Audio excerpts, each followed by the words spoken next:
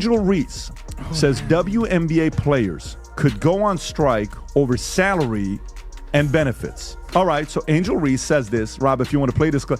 You know what I love watching? I love watching her highlights of missing shots. She's got to be the worst shooter you've met in your life. Angel Reese herself said, "The WNBA doesn't pay my bills at all." Now, she's threatening to do something that could permanently alter women's basketball. When Patrick Bet-David challenged her claims with hard data, everything fell apart. This controversy reveals the hidden truth about league finances, and no one is discussing it. The confrontation between this outspoken rookie and one of business's toughest minds reveals something much deeper about professional sports economics. This year we'll still be on the rookie contract again. The ones that the year after, they gonna get more. They probably gonna be making more than us. No, they are. Who's that? I'm hurt. They are. Like, yeah. I've been in the meetings. They are. I need to get in the. I need to get in the field. You need to come to the I meeting. gotta get in the meetings because I'm hearing like, yeah, they don't give us. If y'all don't give us what we want, like, we sitting out. That's a possibility for real. Angel. In a speech that shocked basketball fans, Reese went beyond simply complaining about her pay. She said that WNBA players would potentially skip games if their financial demands aren't satisfied. "If we don't get paid what we deserve, we sit out," she said. We're talking about Angel Reese, the rookie sensation who made waves throughout her time at LSU, Reese declared confidently. This isn't simply idle talk from some random bench player. She's threatening a strike even before she's entered the league. No, the WNBA don't pay my bills at all. Okay, no, the WNBA don't pay my bills at all. I don't even think that pays one of my bills. Literally. I'm trying to think of like my rent for where I stay at. I'm gonna do the math real quick. You might cover that. Yeah, it covers that. It definitely covers that. What is my, I don't even know my salary. 74? Okay. Times. Here, I'll do it. Yeah. I don't even know my salary. Does it? Really? You don't even. Yo! I'm living beyond my means! When Patrick Bet-David heard this, he was shocked by what he was hearing. And his response, to be honest, says a lot about the divide in women's professional basketball between player aspirations and economic realities. Let me read this to you. So they're upset. They want to get paid. Possibility. Reese has been vocal about her low WNBA salary, revealing her $74,000 a year salary doesn't cover rent, stating on Instagram Live, "I just hope you know that the WNBA doesn't pay my bills at all. I don't even think they pay one of my bills. Reese's financial struggles stem from WNBA salary not matching her past earnings, as her NIL valuation at LSU was $1.8 million, bolstered by deals with Reebok, PlayStation, McDonald's, and Coach, while a 4-year rookie deal was $324,000 with $74,000 due next season.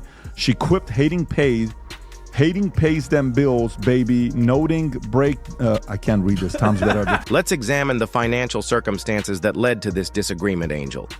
"I just hope you know that the WNBA doesn't pay my bills at all." Reese recently disclosed her rookie salary, which is only $74,000 annually. To the average person, that may seem like good money, but Reese quickly pointed out that in major cities where WNBA teams play, it barely covers basic living expenses. Reese said on Instagram Live, "I don't even think they pay one of my bills." Reese was a marketing powerhouse in college, commanding an impressive $1.8 million in name, image, and likeness deals with major brands like Reebok, PlayStation, McDonald's, and Coach just months ago. Now she's locked into a 4-year rookie contract, worth only $324,000. That's less than 5% of what she made while still in school, so it's no wonder she's frustrated. This financial reality explains Reese's famous catchphrase, "Hating pays them bills." Her enormous social media following and the controversy around her personality generate more revenue than her real basketball contract. Her predicament exemplifies the current economic downturn that many WNBA players experience. But here's the catch, Angel Reese, who allegedly has a $200 million revenue for the WNBA. According to my sources, it's actually closer to 150, but what's $50 million? I'll tell you what $50 million is. It's how much money the WNBA lost last year. And that's a little bit better than the year before when they only lost $40 million this past season. So here's the catch when you're going to go on strike. In 1994, MLB, NBA, NFL, what's the number one revenue sport in America? What do you think it is? The NFL. How much do you think they make? $17 billion. The NBA, a little over $11 billion. The MLB, also $11 billion. The NHL, $7 billion with a B. You guys are a alleged $150 to $200 million company. You're operating at a loss every single year. You've never made money. It's called a zombie company. You're subsidized by the NBA. Patrick Bet David was completely shocked to learn about Angel's strike threat, and his first thought got right to the point. How can players in a league that has never made money expect better compensation? Instead of increasing pay, the majority of businesses that experience losses close their doors. When Adam, one of PBD's co-workers, brought up the strike history in professional sports, specifically the NBA and Angel Reese, the conversation took an unexpected turn. As Patrick noted with his trademark bluntness, even though there is growing frustration over the huge salary gap between WNBA and NBA players, the harsh reality remains that the WNBA is simply not profitable. I fully support your right to strike. Adam started playing other sports. I've put together a short list for you. Largest sporting strikes in recorded history. The World Series was canceled for the first time in 1994 due to the MLB strike, while the NBA went on strike to cancel the All-Star Game for the first time in 1998. The NFL has also gone on strike several times. Although Adam's history lesson was correct, 1982, 1987, and 2011. When they went on strike, PBD immediately saw the crucial distinction between those leagues and the WNBA. They were genuinely profitable. In contrast, when you go on strike, the WNBA is losing money at an alarming rate. What's the number one revenue sport in America? What do you think it is? When you compare the leagues, it becomes painfully evident that while the NFL generates an astounding $17 billion annually and the NBA and MLB both bring in around $11 billion each, the WNBA barely scrapes together $150 and $200 million in revenue and still manages to lose money every single year. Patrick asked rhetorically, how much do you think they make? The NFL makes $17 billion, the NBA makes a little over $11 billion, the MLB makes $11 billion, and the NHL makes $7 billion. Patrick then revealed the harsh financial reality. The WNBA is currently losing $50 million annually. Patrick underlined, "You've never made money. You're subsidized. It's called a zombie company." This financial catastrophe is not brand new. Despite greater attention and attendance, the WNBA has been losing money steadily since 1997. After more than 25 years of losses, the situation is actually getting worse, with losses rising from $40 million last year to an estimated $50 million this year. The WNBA, which Patrick referred to as a zombie company, is a company that ought to have gone out of business years ago, but nonetheless manages to survive thanks to financial backing from the NBA. Part of the issue is scale.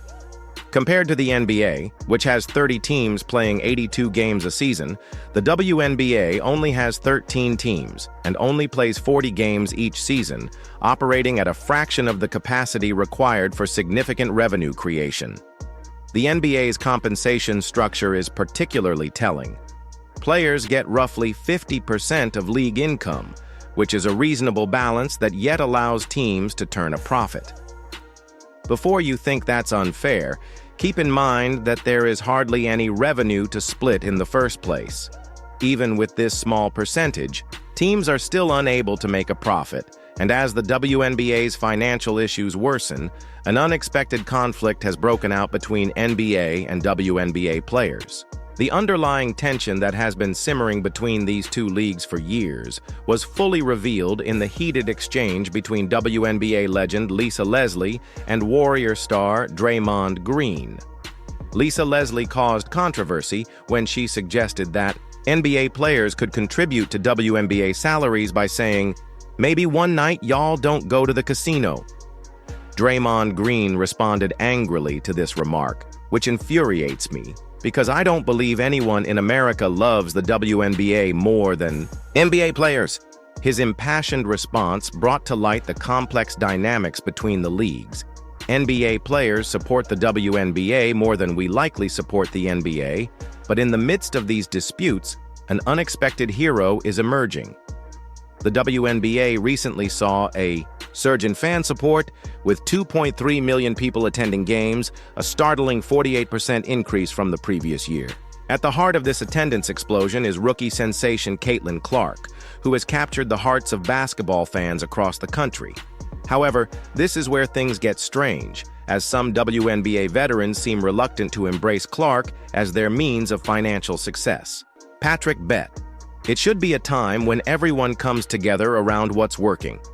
But instead, we're witnessing tension where some WNBA players seem frustrated by Clark's popularity, while they continue to advocate for higher salaries despite the league's ongoing financial struggles. David brought this dynamic to light when he warned WNBA players that they should pray that Caitlin Clark doesn't get hurt because she's keeping your league afloat. Perhaps they should play hard but not flagrantly foul. There may be professional jealousies among players, but Caitlin Clark, who might serve as the league's face, might help things go and get additional people in seats and a bigger TV contract. However, Patrick indicated that they might not like that she is the league's face. Patrick revealed a cruel yet humorous reality. In typical Patrick fashion, he asked ChatGPT a straightforward but devastating question. Do WNBA players make money even if they don't play? He replied, yes. Why? Because the NBA keeps pouring money into their league just to keep it afloat. Here's the kicker. If WNBA players actually go on strike, the NBA might not even care. In fact, it could be a relief, lifting some financial weight off their shoulders. The WNBA lost $40 million last year, and the previous year they lost $50 million. So they're making progress in losses year after year.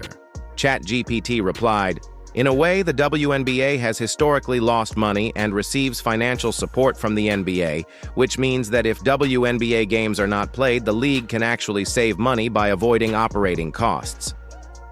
Did you guys understand what happened right there? If the WNBA goes on a strike, the NBA is like, awesome, Patrick said to his panel. The situation becomes even more complicated when you realize NBA players already support the WNBA financially through the parent organization. This happens just as Caitlin Clark delivers unprecedented visibility to women's basketball. The WNBA's attendance had a record-breaking high in 20 years, with a total of 3 million fans attending games. This dramatic attendance increase proves fans are interested in women's basketball when presented with compelling stars. However, attendance alone isn't resolving the financial challenges, even with more packed arenas. Than ever, the league's losses continue growing, demonstrating the complexity of this business predicament. Those packed arenas might look impressive on TV, but they're hiding a 25-year financial nightmare nobody wants to talk about. While the WNBA celebrates record-breaking attendance, the business fundamentals remain broken at the core. Tom from Value Tainment delivered the harsh reality check that changes everything about this debate. The NBA views the WNBA as a marketing expense. They're willing to lose money on it for PR and social reasons, not because it's a viable business.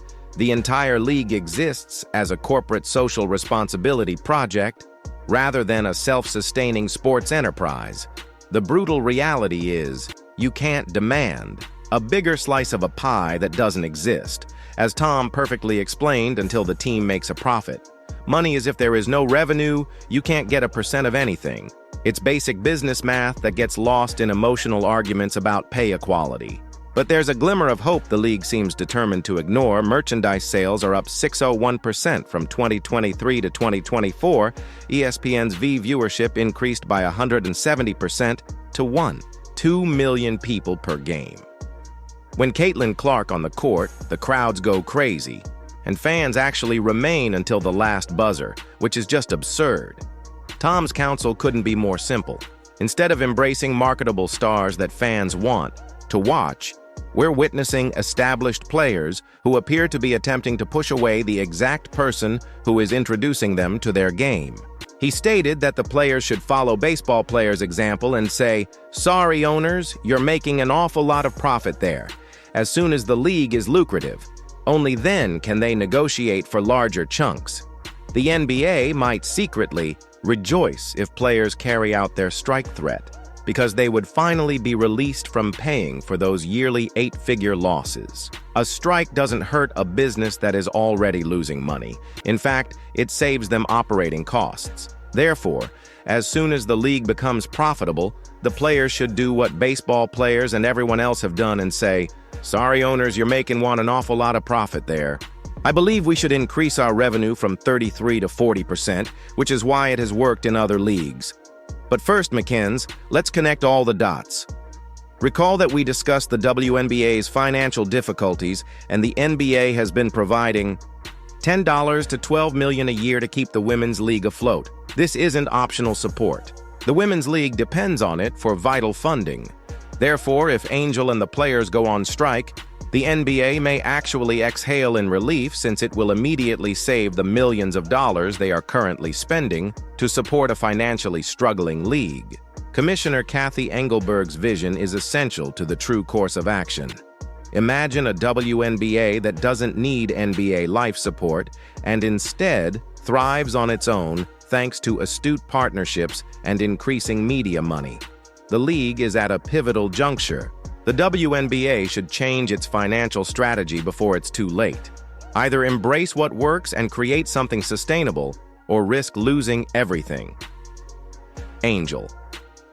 The WNBA's financial truth was revealed by Patrick Bet-David, and Reese's strike threat just backfired terribly. Not only is the league having trouble, but it is also barely alive on NBA life support.